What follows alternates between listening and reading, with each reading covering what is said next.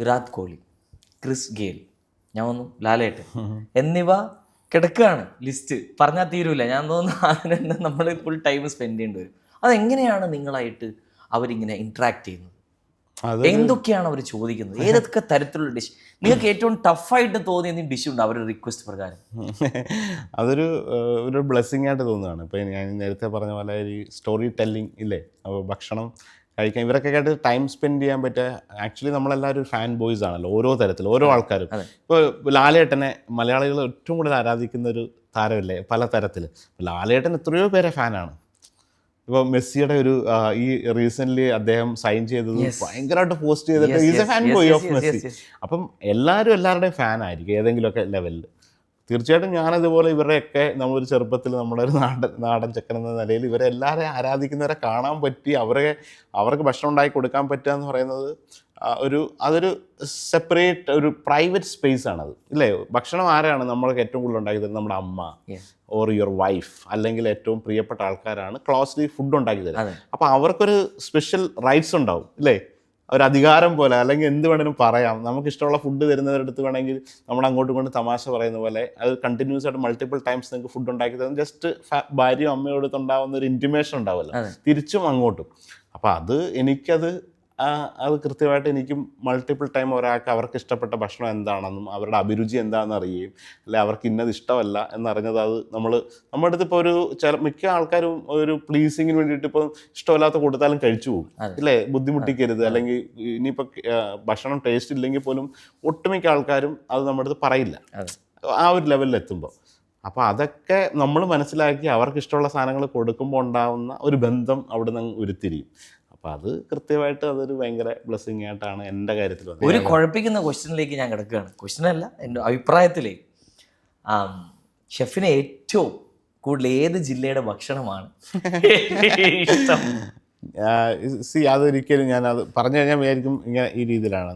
ഞാൻ നേരത്തെ പറഞ്ഞ പോലെ ഒരു 30 years എൻ്റെ ഒരു ഭാഗ്യം എനിക്ക് പറയാൻ അങ്ങനെ വേണമെങ്കിൽ നേരത്തെ ഒരു അഹങ്കാരമായിട്ട് എനിക്ക് പറയാൻ പറ്റുന്നത്, എനിക്ക് ഒരുപാട് ഏറ്റവും വലിയ ബ്ലെസ്സിങ് ആയിട്ട് കിട്ടിയത് ഏറ്റവും ബെസ്റ്റ് ഫുഡ് കഴിക്കാൻ പറ്റി എന്നുള്ളതാണ്. ലോകത്തെ പല ഭാഗത്തും പല അത് ഞാൻ ഇത്രയും സഞ്ചരിക്കാൻ പറ്റിയതും അതെല്ലാവർക്കും കിട്ടണമെന്നില്ല. ചിലപ്പോൾ അവരൊരു ഗ്രേറ്റ് ഷെഫായിരിക്കും, പക്ഷെ അവർക്ക് ഒരു രാജ്യത്ത് തന്നെ സെറ്റിൽ ചെയ്ത് നിൽക്കേണ്ടി വരും, അല്ലെങ്കിൽ 1-2 രാജ്യത്ത്.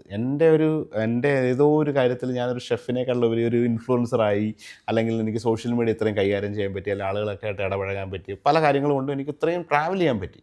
സോ ഒരുപാട് സ്ഥലങ്ങളിൽ പോയി ഒരുപാട് ബെസ്റ്റ് ഫുഡ് കഴിച്ചു കഴിഞ്ഞ ഒരാൾക്ക് ഒരിക്കലും ഇനി ഒരിടത്തെ ഒരു സാധനം പറയാൻ പറ്റില്ല. എന്നാലും 14 ജില്ലകളിൽ അതാ ഞാൻ പറയാം. ആ ഒരു രീതിയിൽ നോക്കുമ്പോൾ ഞാൻ ജനിച്ചു വളർന്ന നാട്ടിലെ ഭക്ഷണം എല്ലാവരുടെയും പ്രിയപ്പെട്ടതാണ്, കൊല്ലം.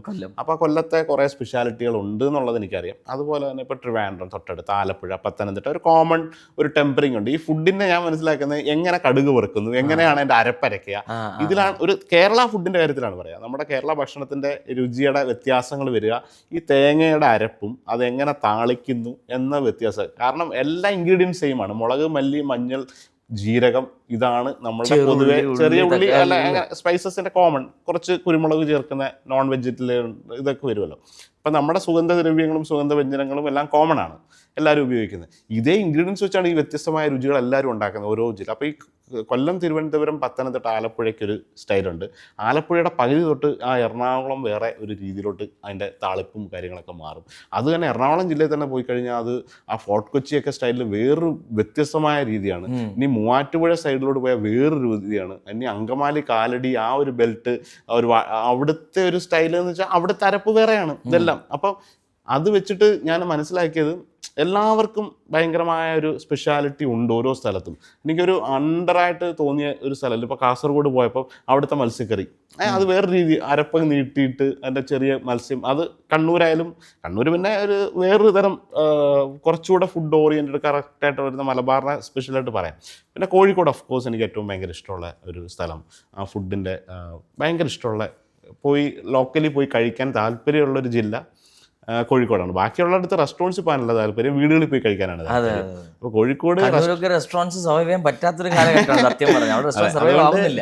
പേഴ്സണൽ ഫേവറേറ്റ് കുറച്ച് പറയുകയാണെങ്കിൽ കോഴിക്കോടായിരിക്കും.